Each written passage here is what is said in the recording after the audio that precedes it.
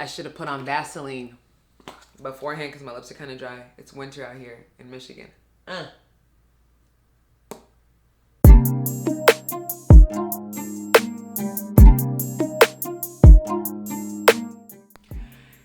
Oh my goodness. So if you're watching this, hopefully you saw the title. You've been looking at these vlogs and all the hype right now that's going on about step 1, pass fail. I think a lot of people are tripping out about it. So one, I wanted to start off this video by discussing that. I'm only gonna give it 7 minutes, just like kind of like I do my 7-minute Q&A to kind of, I guess, bounce back some thoughts about some of like the pros and cons to it. This is totally freestyle. I didn't practice this. I didn't like go and like, you know, ask my sources about what they think. This is all personally coming from me. And then after that, I'll step into my step 1 study tips and tricks. Things that I personally used and things that I wish that I used during my dedicated, or some schools call it your intense study period, your ISP. So kind of just sharing like things that I used to get through that time and to pass step. I'm out here now, 3rd year, almost done. Crazy. So crazy. But yeah, so I just kind of want to share with you all like the resources and things that I used that I thought were very helpful, things that I found out from other people that helped me get through, and hopefully, you know, be the plug for you. So I'm gonna start my timer. I'm gonna talk about this for 7 minutes. If you want to continue, I mean, there's group chats and things like people going crazy about this pass or fail. So timer, and let's get into it. All right, so AMBOSS is the Invitational Conference on USMLE Scoring. I'm gonna put my phone here so that I can make sure it's nice and recording. It doesn't cut me off. So basically, there are a bunch of different organizations, I think, that have put in their feedback on whether or not step 1 is a good measure of whether a student is clinically ready to become a physician, okay? And so I'm in the organization of student representatives to the AAMC, which is the American Association of Medical Colleges, and I know just from my experience that they have surveyed a lot of students, a lot of program directors and such before coming to this decision. So I think they didn't really do a good job of announcing that they took a lot of things into context when they came up with this decision. And just a little bit more of an explanation as to what the Organization for Student Representatives are. So each medical school, I think, was tasked by the AAMC to have one representative per class be able to come and attend these conferences, so that it's like bringing together a pool of medical students who are supposed to be also like student leaders at their school, so they can come and share different programs and things that are going on at their school, whether it's like curriculum related, wellness related, whatever, how to report an adverse experience or those kind of things. They can come and bring it together and help share solutions across the board so that different schools can get new ideas and things like that. And so step 1 as a huge, I guess, factor into whether or not you are given a residency interview has been talked about for years. This is nothing new. And so I'm sure, because I know I got emails about like, can you tell us, do you want to sit in on this, or do you want to provide a statement, or like, they definitely took student perspectives into account, and those of like directors and the people that actually sit and make decisions about, do you feel like this is a good measure of whether your applicant is qualified to be in your residency program? So they did do their research, FYI, but that's not necessarily what this conversation is about. My thing is, I'm not sharing my opinion. Do I feel like this is a good idea? Now, after taking step 1, I will say step 1 is definitely, it's the basic science exam. It's supposed to cover what you learned during 1st and 2nd year of medical school. That's the basic sciences, right? And so, does a basic scientist practice medicine?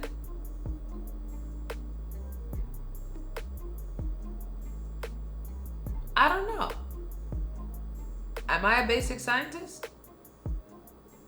I don't know. So I think the point of step one is that you need to be able to understand this foundation to move on to the next step, so you can kind of be more aware of, okay, this patient is having these symptoms, so it's probably, this is cardio related, but also probably partially related to nephrology, related to your kidneys. Okay, so I would need to prescribe this medication. Oh, but this patient also has asthma, so let me not prescribe this medication because it's gonna hit these receptors, because now you have this background information, and so you can better make some clinical judgments and clinical decisions. And so I think it's a good foundation. Doesn't need to be the end all be all as to whether or not you can get into residency. I personally don't think so. I think that's why there's also step two. There's step 2 CS, which is the clinical skills exam, where you have to go and see patients, be able to elicit a history and do a physical exam. If you cannot elicit a history, none of that basic science information even matters, because you cannot come down to the bottom, to the source of what the problem is for that patient if you cannot communicate with the patient. There's that. So for that CS, you have to be able to get a history, do a physical, come up with a assessment and plan, be able to communicate that to the patient, and then leave and go and type your note, right? So you got to do that like 12 times to help different patients. That's pass or fail.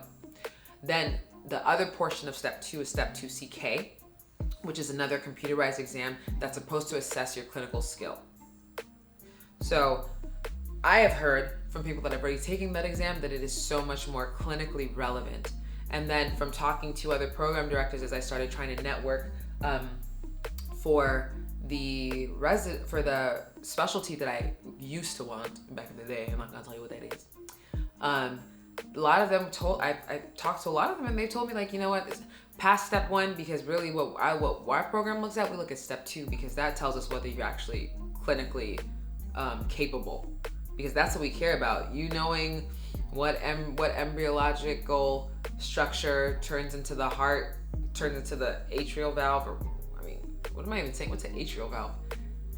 I've been on nights this week for OB, so please, if I misspeak, just ignore it. Give me grace. So they're like, that is not as relevant to me as to whether or not you can actually practice medicine. And to them, step 2 CK does that better.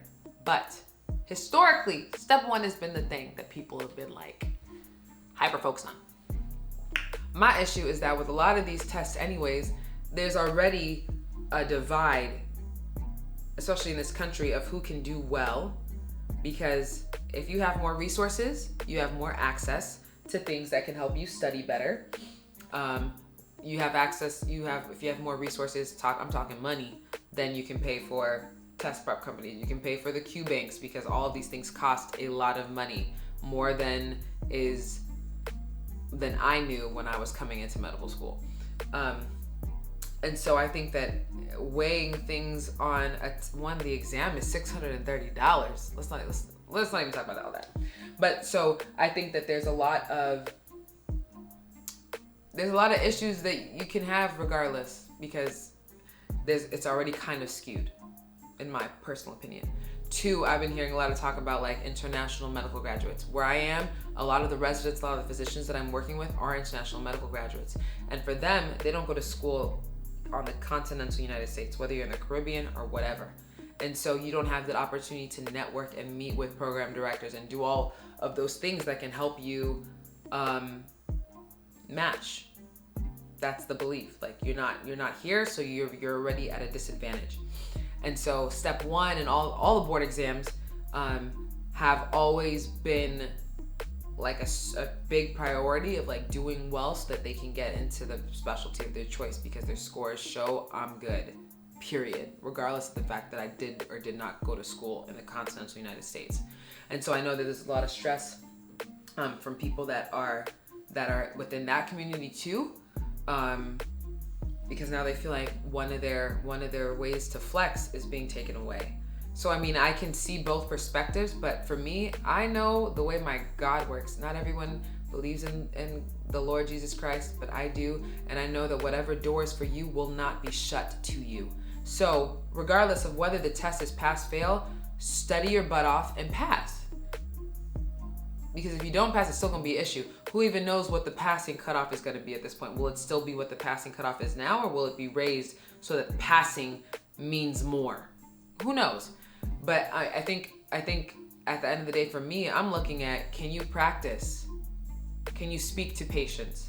Can you get a good history? If you cannot practice clinically, you will not be a good physician. I don't care. If you can spout knowledge out of a book, but you can't talk to a patient, you will not be helping anyone.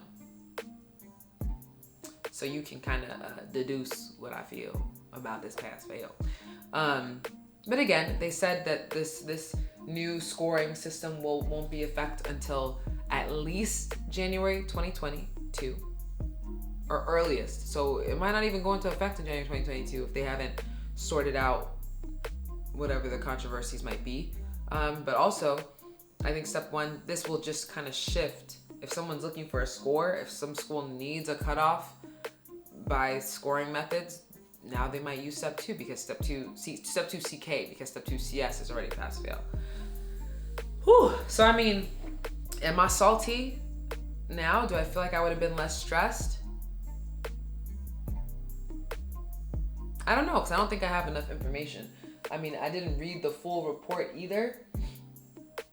But I'm just like, the point for them, one of the points was that it was to help reduce some of the current overemphasis on USMLE performance, while also retaining the ability of medical licensing authorities to use the exam for its primary purpose of medical licensure eligibility. But this, I don't think it said anywhere here as to what the passing score would be. So let's be very clear. The passing score can increase from whatever it was last year, maybe 197, 194. It can increase to 220. Who knows? But at the end of the day, your job is to grind, study hard, and pass the test. So, I mean, that's my little discussion on that. We writing within the 7-minute frame, or maybe longer actually. I think I didn't start it the way I thought I did. But we can move on to talking about step one, but in a different way. I'm gonna provide y'all with the tips and tricks that I used and wish I used after finishing the test to do well. And I'm satisfied with my score. I'm not gonna share it because I feel like I like to share my testimony after the test for many reasons, just for peace of mind. Everybody's being attacked by the comparison bug these days. I'm not trying to compare myself to nobody else who might have 1 point higher than me or whatever.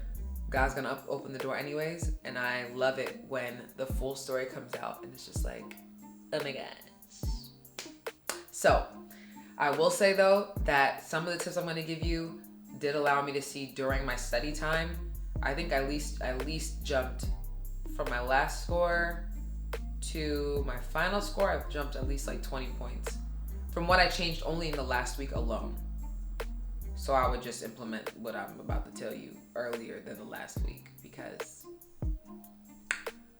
perfection. Did somebody score perfectly on that test? I'm sure somebody did. It could have been me. You know what I'm saying?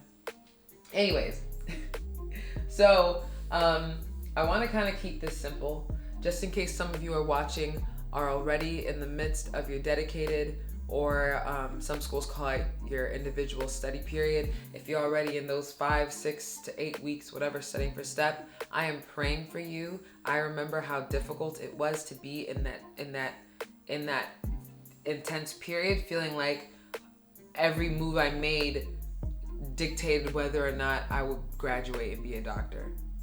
That's a horrible feeling to have. So I want to first encourage you, outside of the fact that I'm praying for you, I want to encourage you to remember that you are literally living within your answered prayer. You prayed to be in medical school, you prayed to become a physician, and you are well on your way. You are almost at the halfway point. So baby, try to approach each day with a smile, knowing that you are privileged, you are in this space, and you get the chance to pursue medicine. Not a lot of people get that opportunity, okay? So be grateful. It's a struggle to be grateful, but try your best to be grateful. I promise you, it will make the experience so much better. And remember that every wrong question is the opportunity for you to get it right. So don't freak out. Don't Don't guilt yourself. Don't shame yourself. Give yourself grace during this time, okay? Give yourself grace. So, first off, just to list some of the main like resources I use Pathoma for all the pathology. Chapters 1 through 3 are gold. If you literally commit that to memory, there are so many answers that you're gonna get right just off of like knowing like the physiology of like necrosis and how what tissues look like at different stages of cell death and all that kind of thing. Those first 3 chapters were freaking gold. 2, I used Boards and Beyond. It really helped to give me a lot of the it helped to simplify a lot of the physiology for me. So I think Boards and Beyond is gold too. And they have a lot of information in terms of like, they have an epidemiology part. Their MSK section was lit. Their derm section is lit. That's shoot. Like either way, I think I watched all of Boards and Beyond by the time I got into my intensive study period. And so I was kind of rewatching some things. And then also Sketchy. If you are a first year, start watching Sketchy. Sketchy Micro and Sketchy Farm. Make yourself a little calendar and work through that thing, because it's like literally just a memory tool so that you can remember these drugs, especially that psych drugs. Yo.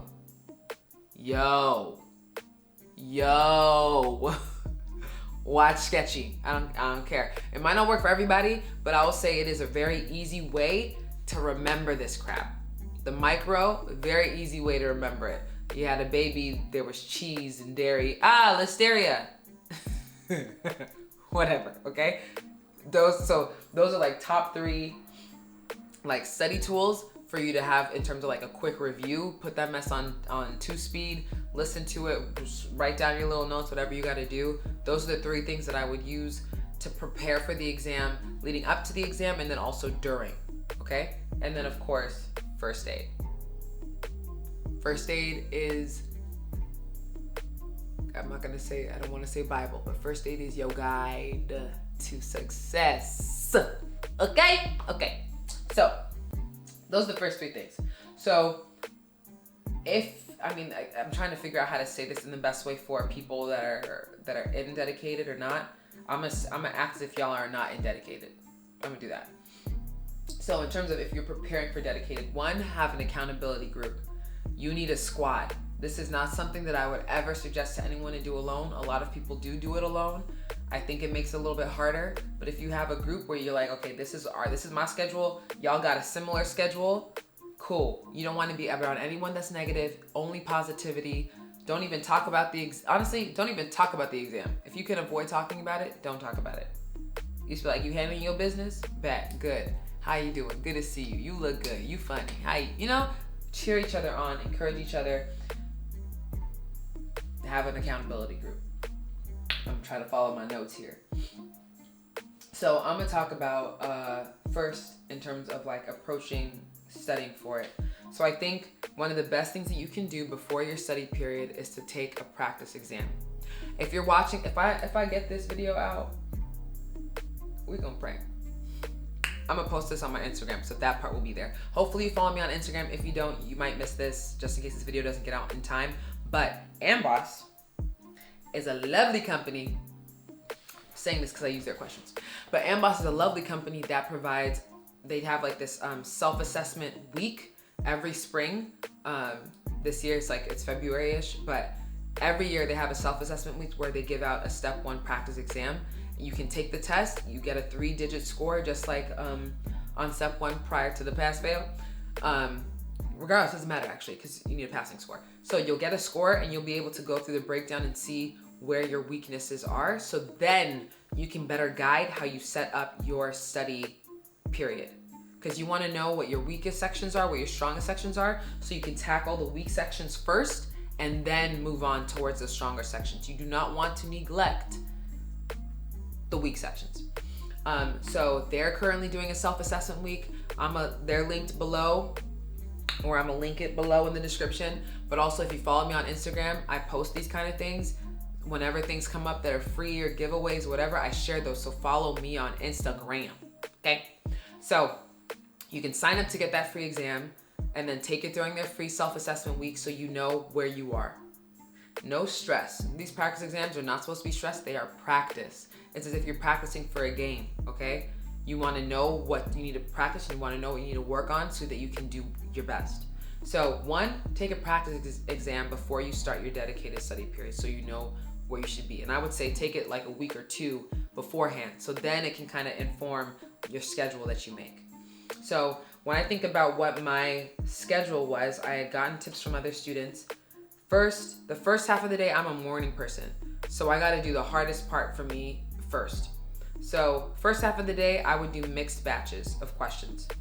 I used UWorld as my main QBank because they are the most similar, I think, question-wise to the USMLE exam. I also had just been introduced to AMBOSS back then, and I think I used it at first for the GI section, which was my strongest section. AMBOSS questions to me tend to be harder. You can filter it out and do your easy, your medium. They have like 5 different levels of difficulty in terms of questions. Their stuff was way harder to me than UWorld. So I kind of wish, looking in hindsight, if I had been able to get through 2 QBanks, I wish I had done AMBOSS first and then done UWorld. But I think my GI section was my highest section, and I used them for GI. So just my 2 cents. So again, the first half of the day, I would try to do at least 240 blocks of mixed questions. So it's like as if I'm taking like a mini step. I would take the 40 and then review it. So there's different ways, there's different modes that you can put it on your QBank. Whether you're doing study mode or test mode, I would do study mode every time.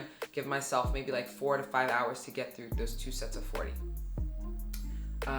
So it depends. So if I did test mode, I would get through the 40 questions in like 40 to 50 minutes, and then take me 2 hours or so to thoroughly get through all the questions. You want to go through every question, whether you get them wrong or right, and all of the question answer choices. In UWorld and in AMBOSS, and I haven't used Kaplan, but in a lot of these QBanks, they give you explanations for each answer choice.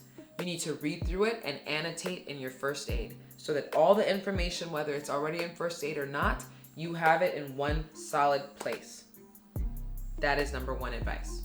Annotate in first aid. Buy your little cute pens, your little skinny pens or whatever, so you can write in the margins, very small. That's cool. Get your color coordinated highlighters so you highlight. So as you're going through first aid, you're highlighting, oh, this is anatomy, this is biochem in green, this is pharmacology in blue. Whatever it is, get your system. Whatever makes you feel good and organized, get that and get it down. So again, first half of the day, mixed bag questions. Take a lunch break. Super important. Super important. Take a lunch break. Maybe an hour, 12 to 1. Have a schedule. So maybe mine look like I'd be up at 6. I'd be studying by 6:30, 7 o'clock. From 7 to 12, I would do those questions. 12 to 1, I would have a lunch break. 1 to 5, I would focus on the topic for that day. So maybe my weakness, I was super weak, I feel like, in pharmacology, some cardiophysiology. There's certain parts that I still remember that I was like, oh, this message is so annoying. So I hit cardio first. And when I say I hit cardio first, I would do questions, all on study mode, which means it was slower progress because each question I answer it. If I get it wrong, I go through it. If I get it right, I go through it. So I go through all the answer choices. I make sure that I can say why each answer is wrong. That is very important because that is how you're making your brain work. This is more action. This is more of an action-based method of studying. So I try to go through those questions from like 1 to 5. And then maybe in the evening, I would either watch videos on that same topic based on where I was weak, or I would watch like all the sketchy pharm that was associated with cardiology. So that's kind of how I would do it. So I made my calendar and I had like derm 3 days, MSK 2 days, cardio 4 days, GI 2 days, nephrology 1 day, like, so you kind of break it up that way, but so that in the morning, so you're constantly doing mixed questions so that you're making sure that you're not forgetting old information that you're learning, right? So whether I'm studying cardio for 4 days, I'm still seeing GI, I'm still seeing infectious disease, I'm still seeing those things because I'm doing the mixed bags in the morning. And then once a week during your dedicated, take a practice exam. So no offense to my academic advisors, but I was advised, because of the length of my ISP, I think my ISP was like 4 to 5 weeks. Issue was I had to move out of my apartment and move back to California for that break, and a whole lot of things happened during that time that I don't even feel like I fully had a full ISP. Don't do that to yourself. If I had known ahead of time, I wouldn't have booked my test when I did. I would have probably booked it a week or so later, because it made it so much more stressful. Once I got home, it was so much better. So make sure your study environment is also A1. If you can't study at home, then stay at school, have your support, whatever. So I was advised to take it every other week just because of the length of my ISP. I wish I did not do that, because I would have been because then it kind of hyped up those practice exams in my mind that I would be scared to take them and see what the score was if it wasn't what I wanted. I would say take one every week, like maybe it's Sunday, every Sunday for you is a test day, and then you take the afternoon off, you come back in the evening, and you review, and you start reviewing your exam. That is honestly what I wish I had done, so that I can make those really key, important tweaks in my schedule to focus more on this. Okay, girl, yeah, you think you're not getting cardio? You are now. Bump cardio. Let's get back into these other areas that you can kind of tune in to a little bit better. So I wish I took more practice exams. Practice exams. Practice exams and questions are your best friend. So I would take a practice exam every week. The NBME, they have practice exams for $50. Again, there's companies like AMBOSS that are giving a free exam. Any exam that you might see throughout the year, grab onto that thing, save it if you can. If you can't take it when they allow you to, it still gives you some data for yourself in order to reflect on and work on. Also, there's the free 120. The free 120. I believe, just Google it, but I believe it might be on the USMLE website. But I think I saw one question off of that in my actual exam. So I think the last test that I took was the free 120, maybe the Wednesday before. And that kind of gives you a score of what you should be getting. So I would definitely also make sure that you do that. So, I mean, that was just the basic schedule of how I would do it. Mornings were mixed, afternoons were focused, evenings was for review, whether I was watching Sketchy for cardio or watching Pathoma or Boards and Beyond.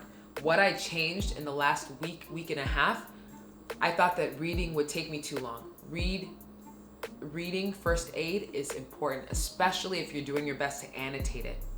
So once I got closer, I was like, man, I used to love to read. Let me just try to read. So I think the areas that I was weak in, I started reading through those first aid sections from front to back.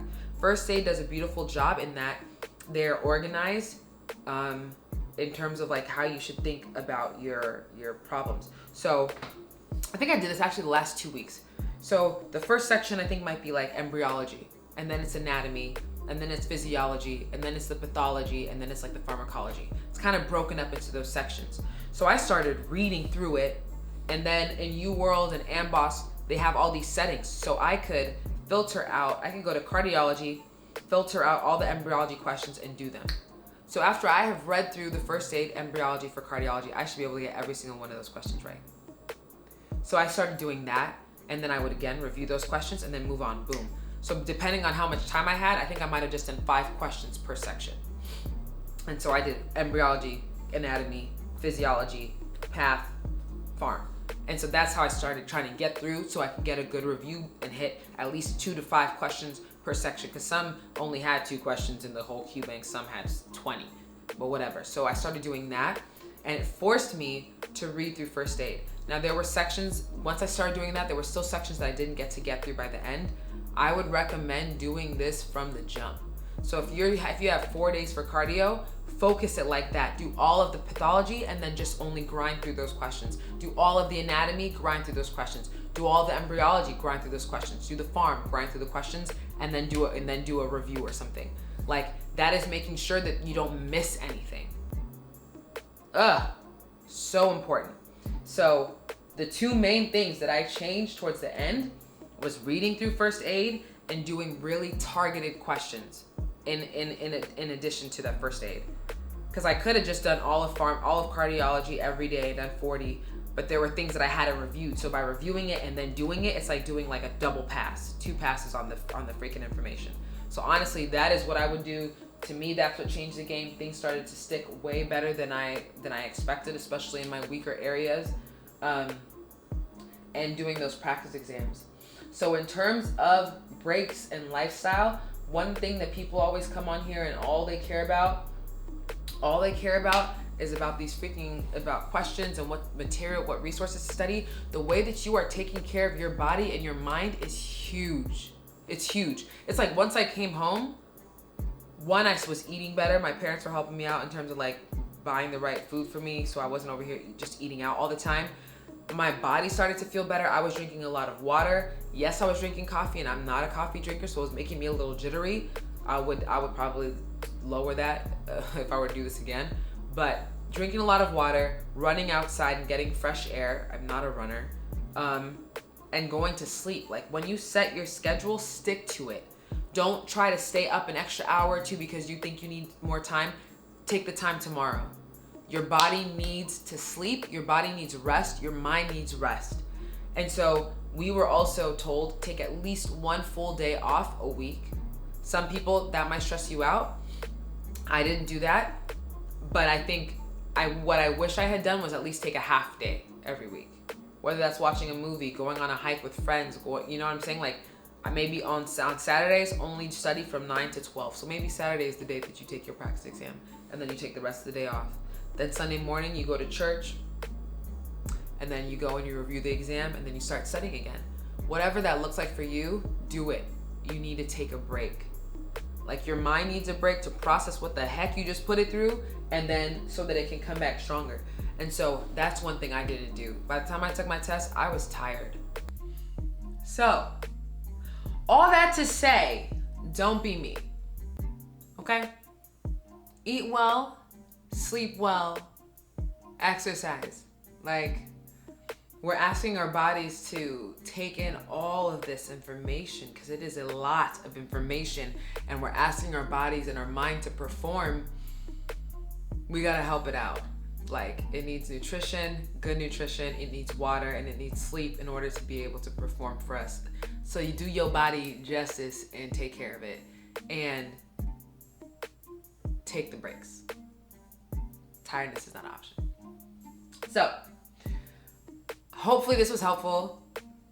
Brief overview, hit those resources, whatever, honestly, you're gonna do what you're gonna do. So whatever resources help you feel like you got a good grasp on the information, use that. You already know what I used. I'm listing them down below. Practice tests, AMBOSS is doing their thing right now with their self-assessment week, but there are other practice tests and there's others that on the NBME that cost $50 a pop. Sometimes your school probably will give you practice test options as well. Take all of them, take a practice test every week. Every week. Most dedicated study periods are about 4 being on the lighter end. That's because you were already doing this in school or something. But most are like 5 to 8 weeks. So at least try to aim for having like 5 practice exams. UWorld, I know, depending on what package you buy, comes with 2 forms. Those are, to me, those are also practice tests. So maybe you do 2 UWorlds, 2 of the NBMEs, the free 120. Maybe you get one from AMBOSS. Do as many practice exams as you can. Review them thoroughly. Make sure you understand where your weaknesses are and hit them hard. And read through first aid. That's it. That's what I would do. That's what I did and would do. Some people also just throw out Anki, I don't know. A lot of people swear by that, especially for a lot of the little minor details. Maybe you spent the first 2 years watching through all the sketchy, all Pathoma, or whatever, and you have your little memory hooks and stuff on Anki, or using the Zenki deck or the Brosencephalon deck or the Pepper deck. There's so many decks, y'all. Use that too. I personally couldn't make any time for it. Wasn't very consistent with it throughout first and second year, so I don't really use it. People still use it and they swear by it, and I think that it can be helpful. I used to love flashcards, but this didn't work out for me, so I'm not recommending it. But do what works for you, y'all, and you will succeed. you will succeed. So take your breaks, take care of your body, grind. You're living your best life. All right, I'm gonna catch y'all later. Subscribe, follow, share, pass, fail, score, no score. We finna be doctors. Hello. Sorry. Bye, y'all. I gotta go to sleep.